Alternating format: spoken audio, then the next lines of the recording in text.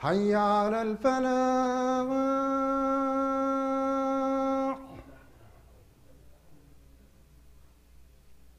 حي على الفلاح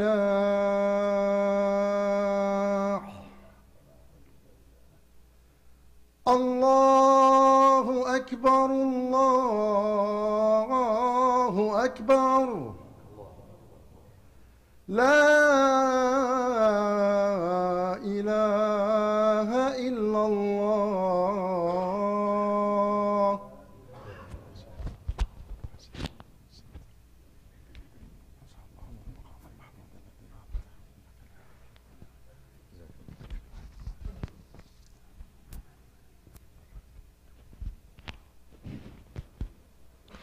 بسم الله الرحمن الرحيم. إن الحمد لله نحمده ونستعينه ونستهديه ونستغفره ونعوذ بالله من شرور أنفسنا وسيئات أعمالنا. من يهده الله فلا مضل له ومن يضلل فلا هادي له، وأشهد أن لا إله إلا الله وحده لا شريك له، وأشهد أن محمدا عبده ورسوله أرسله بالحق بشيرا ونذيرا وداعيا إلى الله وسراجا منيرا، وتركنا على المحجة البيضاء ليلها كنهارها لا يزيغ عنها إلا هالك، صلوات ربي وسلامه عليك يا رسول الله. أما بعد، يقول الله سبحانه وتعالى في محكم التنزيل بعد أعوذ بالله من الشيطان الرجيم: يا أيها الذين آمنوا اتقوا الله حق تقاته ولا تموتن إلا وأنتم مسلمون. ويقول عز من قائل: ومن يتق الله يجعل له مخرجا ويرزقه من حيث لا يحتسب. رب اشرح لي صدري ويسر لي أمري واحلل عقدة من لساني يفقه قولي. Praise and glory be to Allah subhanahu wa ta'ala, the most merciful, the most gracious. And peace and blessings be upon Prophet Muhammad sallallahu alayhi wa sallam. I bear witness that there is no deity worthy of worshipping except Allah, and that Muhammad, peace and blessings be upon him, is his last messenger and prophet. Allah subhanahu wa ta'ala had mentioned in the Quran what could be translated to: O who you believe, be mindful of Allah in the best way befitting for Him, and never die except on the state of Islam, the state of total surrender to Allah subhanahu wa ta'ala. And He also mentions whoever attains taqwa for Allah, whoever is God conscious, Allah will open bounties for him and her from places which they never expected. Dear brothers, dear sisters, dear elders, we thank Allah subhanahu wa ta'ala day and night for the bounty of Islam. And we thank Allah subhanahu wa ta'ala day and night for the bounty of Iman, of our faith that dwells within our hearts, that keeps us connected to Allah subhanahu wa ta'ala, our Lord and our Creator. When we talk about this wonderful bounty of Islam,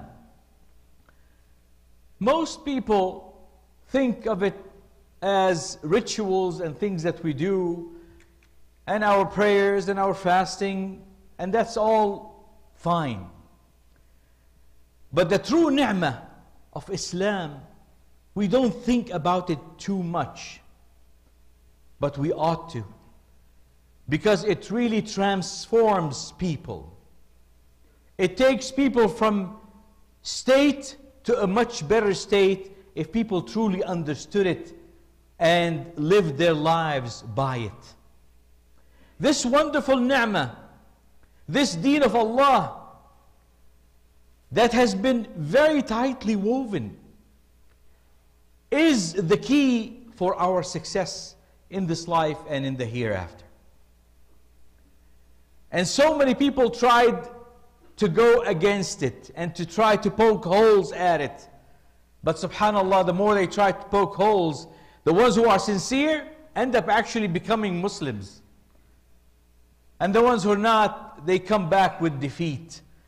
Prophet Muhammad sallallahu alaihi wasallam mentioned to us, he said, إن هذا الدين متين فتوغل فيه برفق ولن يشاد هذا الدين أحدا إلا غلبه.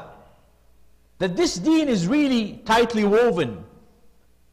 As you take it, go slowly.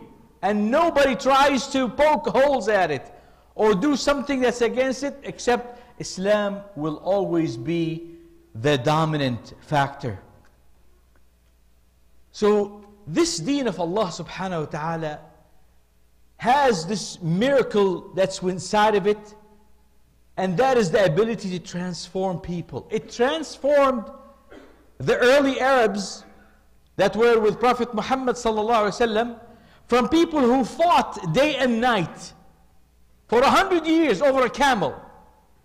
Over one camel, they fought for 100 years.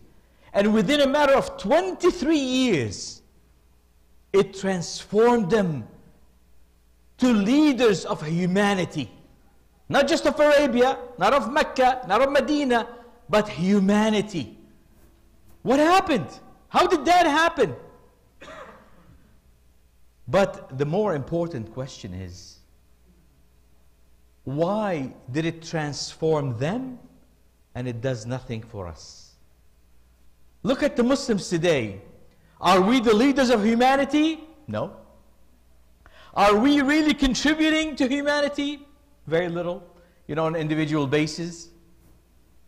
So why is it that Islam transformed them but is not really transforming us? It's not making us get to the point where Allah subhanahu wa ta'ala wanted us to be. And that's a good question. And it's an important question. Inshallah, today I'm going to try to answer part of it. And it's okay to ask these questions, because sometimes people shun away a little bit, especially when young folks start to ask these difficult questions to the mom and dad about God, about the existence of God, who created God. All these questions, valid questions, and we need to know how to answer them. Because we live in a society that's open. This is not back home, this is an open society. And we need to understand how to answer these questions. And people say, Brother Muhammad, you're getting into really funny stuff here. And I tell you that Allah subhanahu wa ta'ala asked rhetorically these questions and told Muhammad sallallahu alaihi wasallam to ask these questions. What is the most sacred value in Islam? The most sacred value in Islam is at-tawheed, the oneness of Allah subhanahu wa ta'ala. That's the most coveted value of Islam. Allah subhanahu wa ta'ala puts out the questions to humanity. He said, قُلْ, O Muhammad, قُلْ إِن كَانَ لِلرَّحْمَنِ وَلَدْ فَأَنَا أَوَّلُ الْعَابِدِينَ.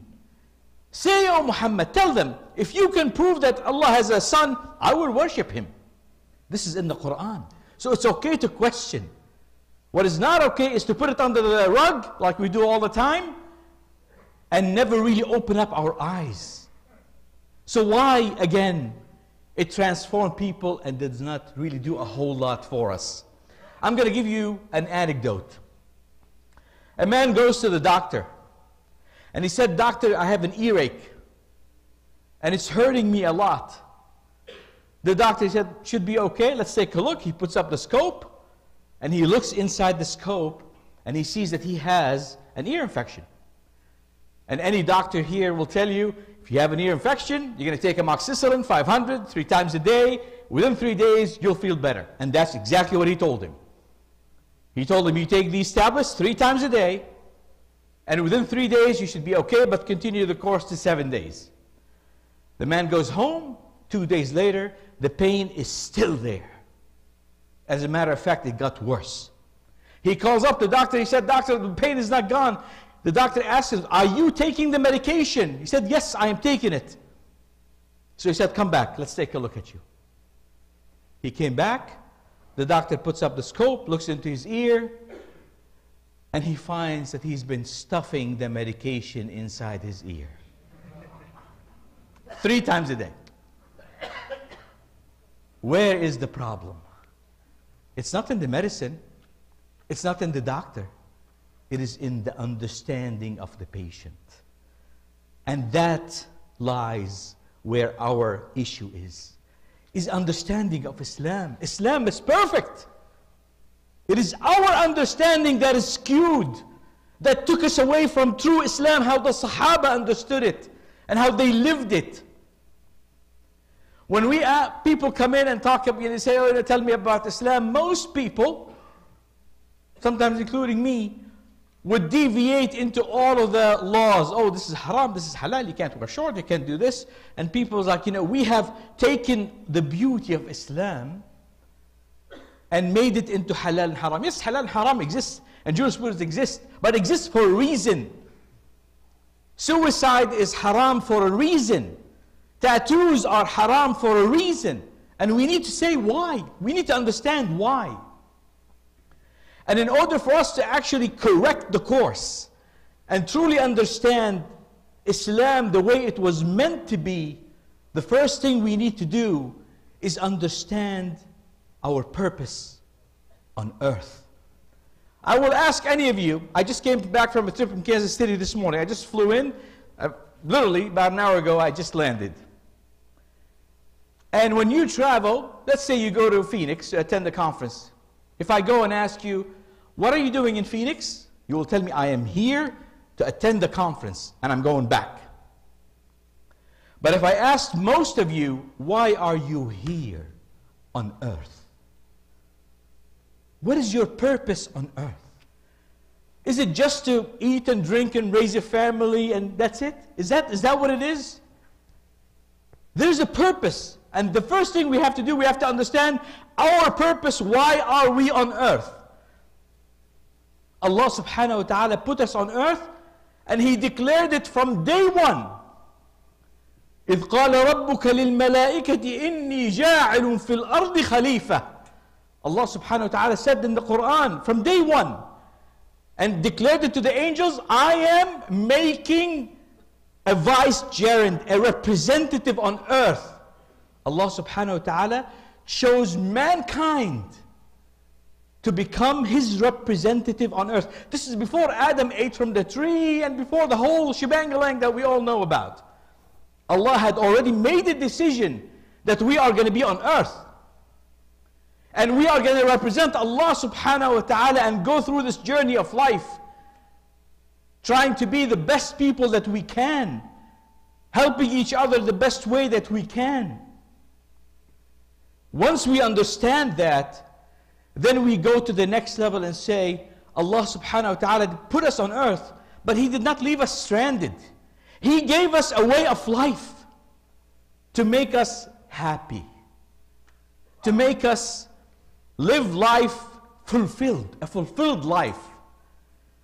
And those are called maqasidu sharia. Oh, I just used the bad word, sharia. Woo! Right? It's a four-letter word these days. You can't talk about sharia law. Sharia means a road. It means a way. But maqasidu sharia means what Allah subhanahu wa ta'ala intended for these rules and regulations. And one of the first things that when we talk about maqasidu sharia, which means, tells us, how to live our lives, one of the first things is how to take care of our spiritual entity.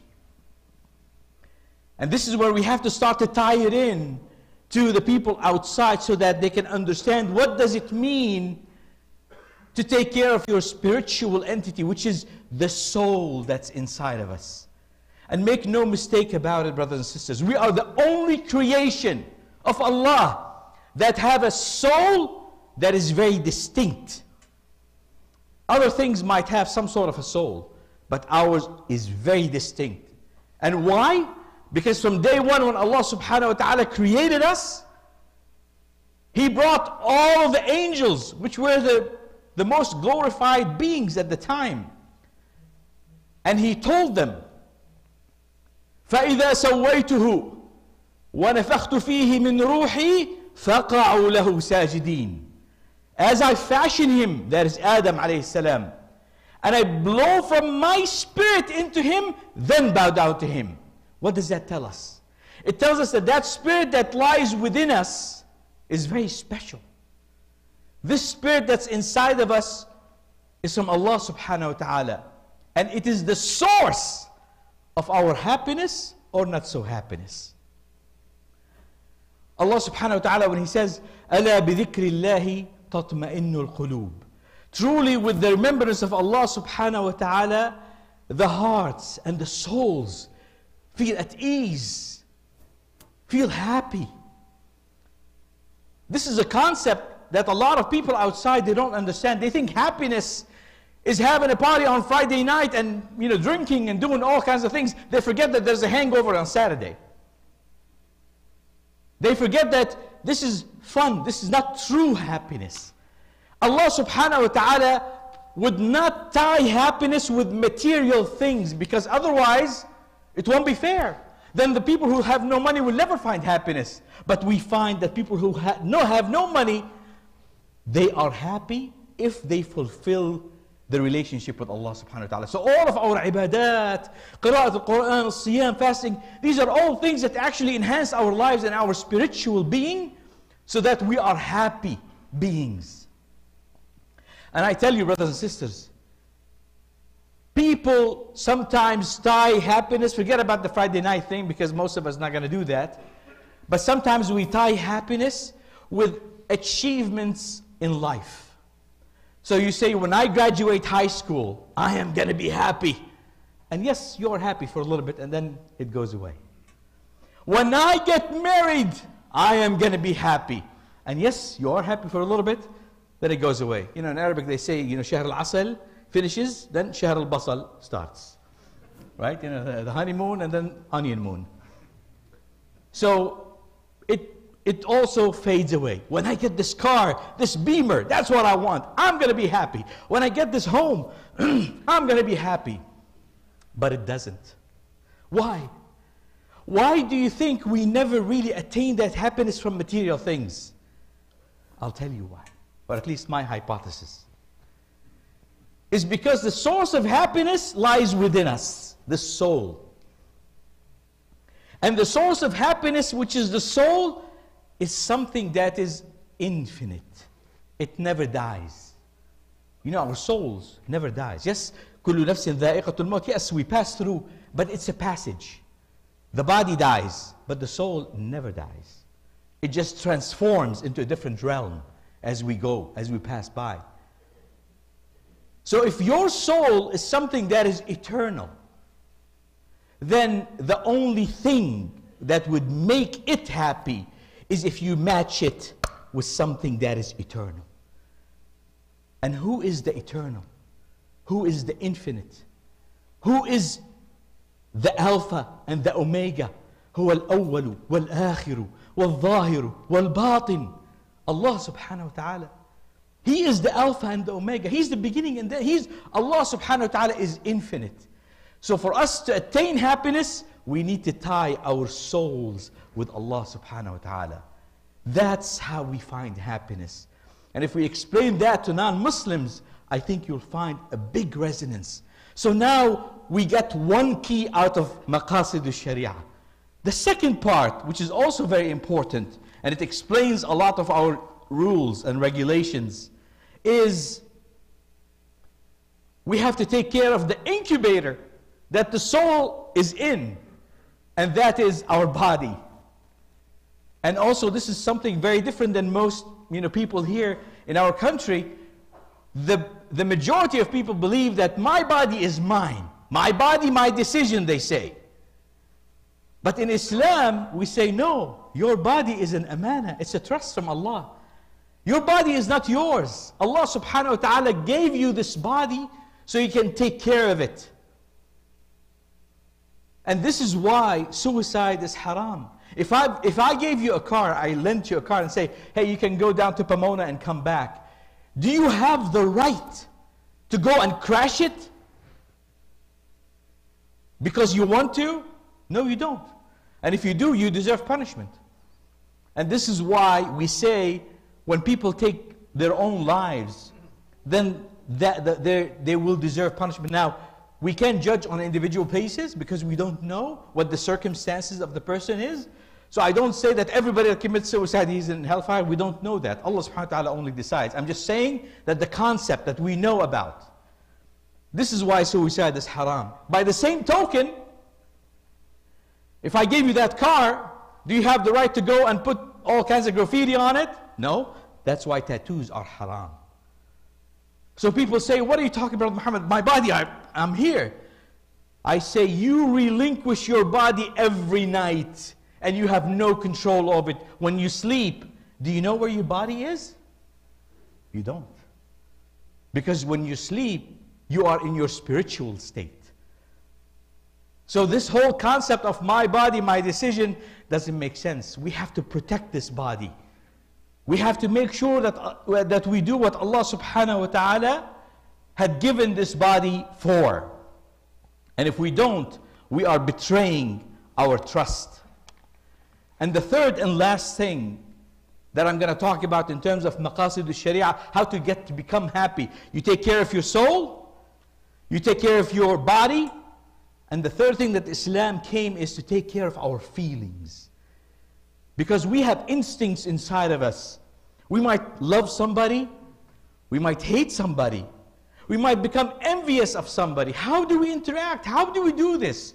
And Islam came to give us all of that. You have a crush on somebody from the other gender, there's an institution called marriage. You fall within that institution. You are jealous from somebody because he's got something and you don't. There's institutions that tell you how you treat your soul so you become a better person.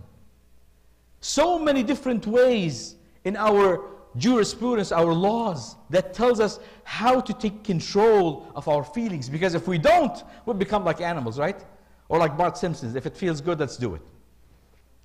And that's not what we are. We are human beings that we want to live our lives in the best way possible, and we understand what Allah subhanahu wa ta'ala wants from us. We know what's our mission, to be the representatives of Allah subhanahu wa ta'ala on earth, to uphold justice, to uphold the truth, to take care of our spiritual being, to take care of our body, and to take care of our feelings. And if we can take Islam and package it in this way, I think humanity would yearn for this, especially here in America. They would love it, because it really takes them from an individual that is so materialistic to an individual that is well balanced between material and the spirit. And that's what Islam brings to people and to humanity. أقول قولي هذا وأستغفر الله لي ولكم فاستغفروه إنه كان غفارا.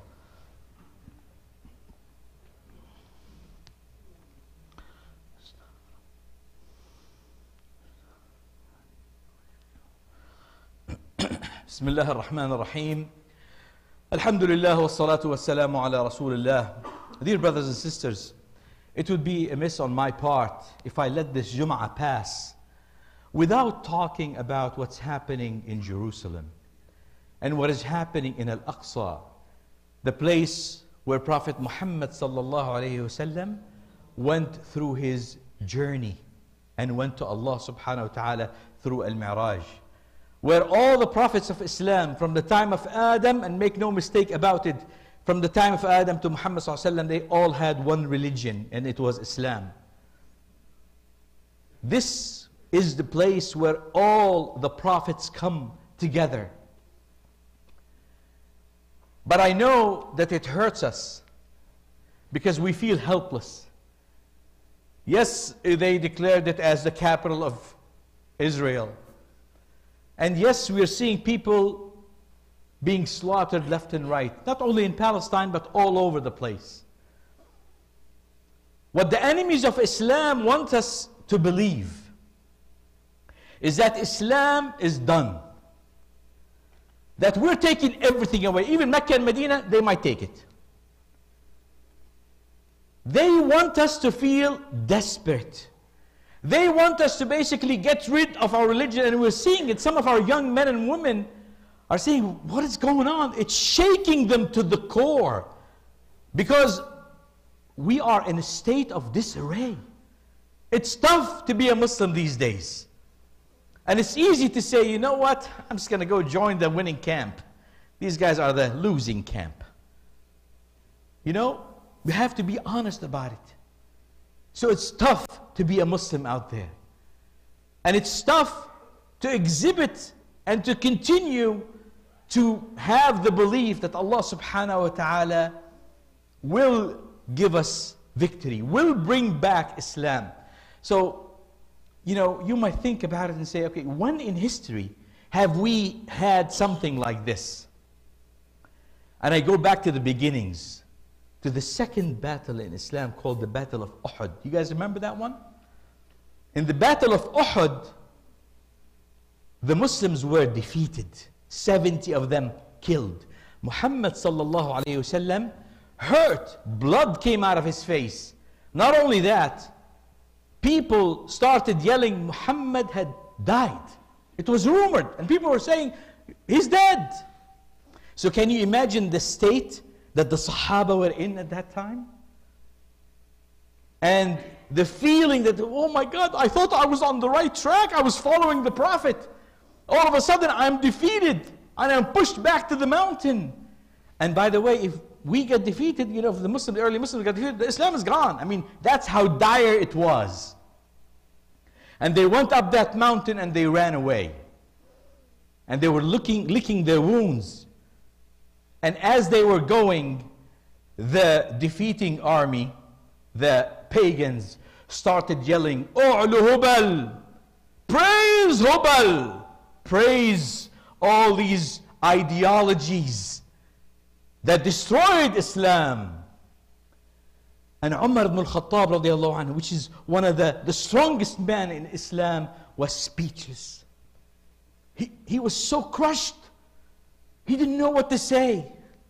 So he looked to his rock, Muhammad sallallahu alaihi wasallam.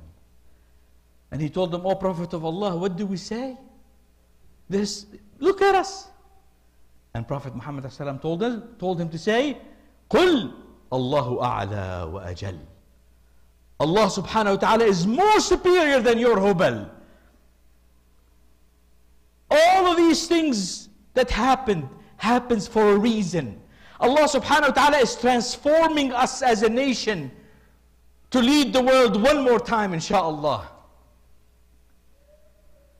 And not so soon after, not so late after that, Allah subhanahu wa ta'ala sent even more information to the believers. So here's Prophet Muhammad giving these glad tidings.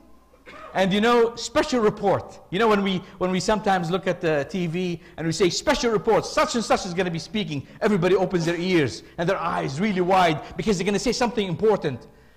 Allah subhanahu wa ta'ala revealed these ayat, which is in Surah Al Imran.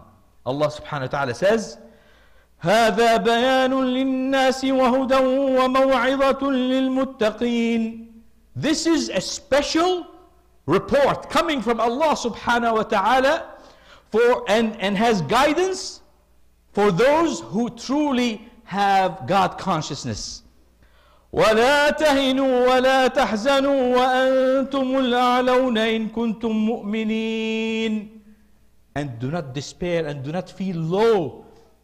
You have the upper hand if you are believers. If we believe in Allah subhanahu wa ta'ala, we have the upper hand no matter what's happening around us. We should not let despair come into our hearts. Yes, they said Jerusalem, it's okay.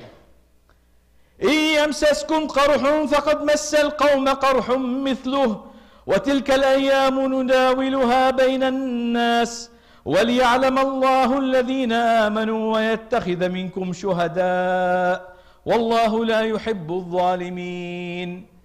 And Allah subhanahu wa ta'ala is telling us that if you are feeling despair and you're feeling hurt, they have felt it too. And these are the days of our world. So we go from up to down. And inshallah, we are on the way up. With everything that's happening around us, do not let despair come into your hearts. And Allah subhanahu wa ta'ala tests us so that He knows who truly believes. This is a test for our belief. We have to understand that yes, we are going through a tough time, but Allah subhanahu wa ta'ala will bring relief. If it's not in our days, maybe it's in our children's days. But we will die and leave this earth believing 100% that Allah ghalib, that Allah subhanahu wa ta'ala, His way will become the right, will become victorious because it is the right way. So if I leave you with any message, do not let the haters turn you down and take you down. If you are a believer, you should always be at the highest of spirits. And inshallah, things will get better. Do not despair, inshallah. Dear brothers and sisters, Allah subhanahu wa ta'ala said something so great. He started with himself and he seconded with the angels, and he said, إن الله وملائكته يصلون على النبي يا أيها الذين آمنوا صلوا عليه وسلموا تسليما اللهم صل وسلم وبارك على سيدنا محمد وعلى آله وصحبه وسلم.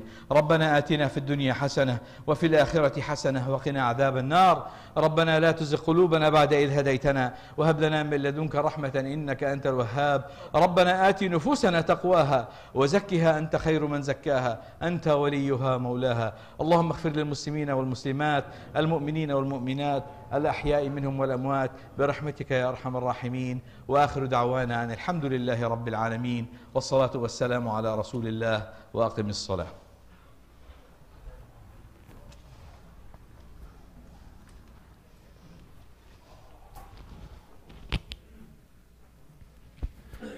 الله أكبر الله أكبر. أشهد أن لا إله إلا الله. أشهد أن محمدا رسول الله. حي على الصلاة حي على الفلاح قد قامت الصلاة قد قامت الصلاة. الله أكبر الله أكبر. لا إله إلا الله. دائما لا إله إلا الله. الله يجزيك بارك فيك. Yes, inshallah. Yeah, please straighten your line shoulder to shoulder. Don't leave any gaps in between. If you're a phone, please put it on vibrate so we can enjoy the salat, inshallah. Ask Allah subhanahu wa ta'ala if everything that you need, you are the closest to Allah when you are in your sujood.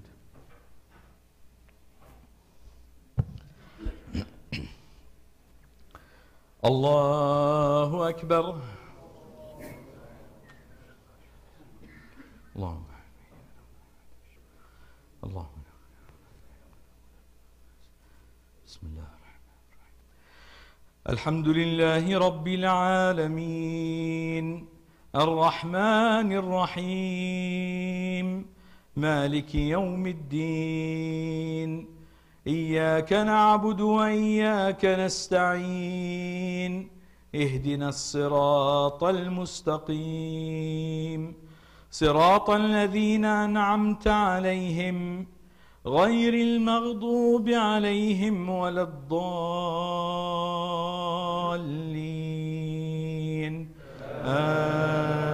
آمين. بسم الله الرحمن الرحيم.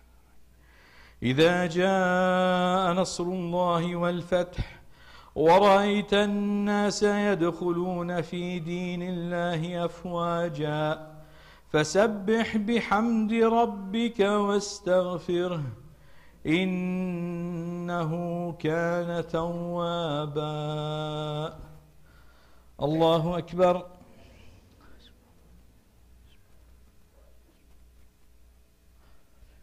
سمع الله لمن حمده. الله أكبر.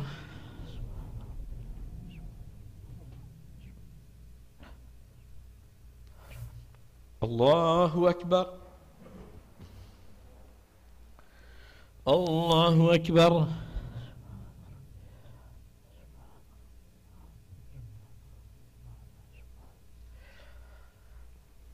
الله أكبر. بسم الله الرحمن الرحيم. الحمد لله رب العالمين الرحمن الرحيم مالك يوم الدين إياك نعبد وإياك نستعين اهدنا الصراط المستقيم صراط الذين أنعمت عليهم غير المغضوب عليهم ولا الضالين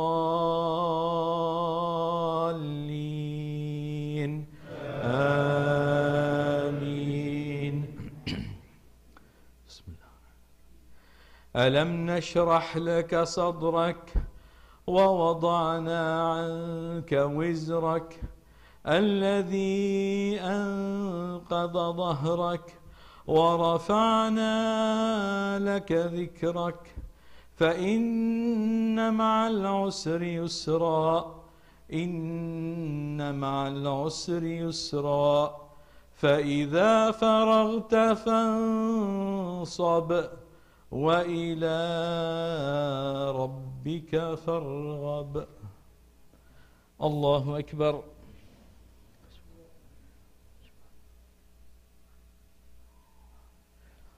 سمع الله لمن حمده. الله أكبر.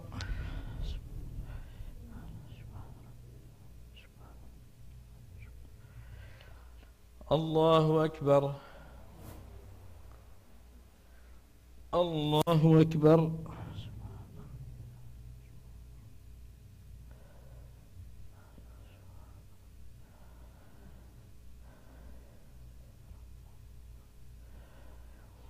الله أكبر.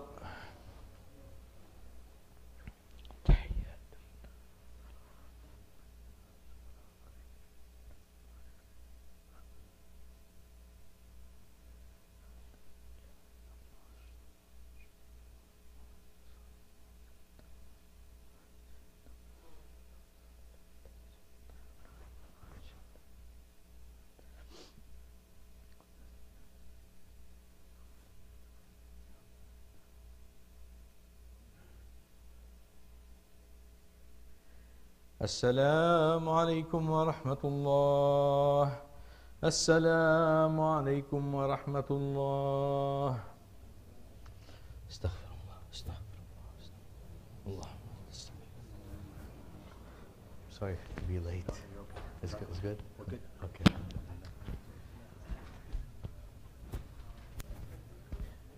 Assalamu alaikum. Jazakallah khair, Brother Muhammad Nasir. Alhamdulillah, we always appreciate. We look forward to seeing you more often. And mashallah, you look better than most of us in the Shalwar Kameez. Just as a quick reminder, we have a lecture tonight, 6 p.m., Guidance Residential on Islamic finance.